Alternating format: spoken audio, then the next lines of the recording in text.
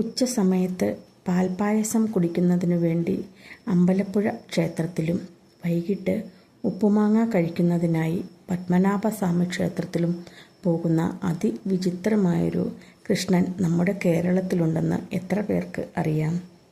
വിശക്കുമ്പോൾ മെലിയുന്നൊരു വിഗ്രഹം.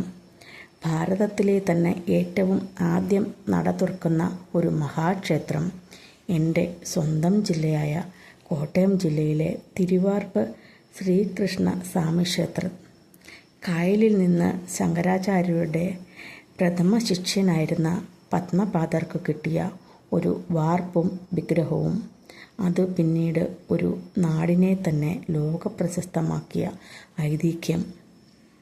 ബാലഭാവത്തിലും കൗമാരദശയിലുമുള്ള ഇവിടുത്തെ കൃഷ്ണന് വിശപ്പാണ് ഏറ്റവും പ്രധാനം.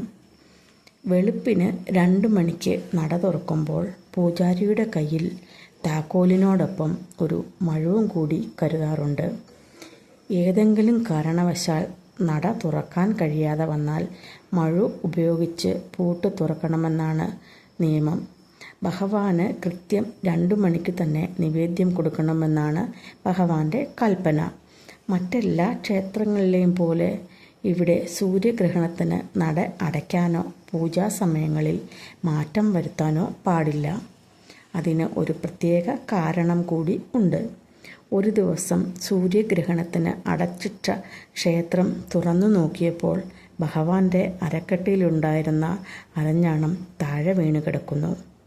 അതുവഴി വന്ന വില്ലുമംഗലം സ്വാമിയാർ പറഞ്ഞു, വിശപ്പിനാലാണ് ഭഗവാന്റെ അരിഞ്ഞാണം താഴെ വീണതെന്നും ഇനി സൂര്യഗ്രഹണത്തിനാണെങ്കിൽ പോലും ഭഗവാന് വേണ്ട നിവേദ്യം അതാത് സമയങ്ങളിൽ കൊടുക്കണമെന്നും നിർദ്ദേശിച്ചു. അതിനാലാണ് ഈ ഉണ്ണിക്കണ്ണൻ്റെ ക്ഷേത്രം സൂര്യഗ്രഹണത്തിന് പോലും അടയ്ക്കാത്തത്. അരമണി കിലുക്കി വിശപ്പറിയിക്കുന്ന എൻ്റെ കൃഷ്ണൻ ഓരോ സ്ഥലത്തും ഓരോ ഭാവത്തിലും ഓരോ രീതികളിലും എല്ലായിടത്തും നിറഞ്ഞു നിൽക്കുന്ന ആ ഒരേ ഒരു ശക്തി. അമ്പലപ്പുഴ ജില്ലയിലെ മുഹമ്മയിലുണ്ടായിരുന്ന ഒരു അമ്പലത്തിൽ അവിടെ ആ അമ്പലം അഗ്നിക്കിരയാവുകയും ആ വിഗ്രഹം വേമ്പനാട്ട് കായലിൽ കൂടെ ഒഴുകി വരികയും ചെയ്തു. ഒരു വാർപ്പിലാണ് ആ വിഗ്രഹം ഉണ്ടായിരുന്നത്. ഈ വിഗ്രഹമാണ് പത്മപാദർക്ക് കിട്ടിയത്. ഇതാണ് ഈ ക്ഷേത്രത്തിൻ്റെ ഐതിഹ്യം. കൃഷ്ണ ഗുരുവായൂരപ്പ നാരായണ നാരായണ നാരായണ നാരായണ നാരായണ.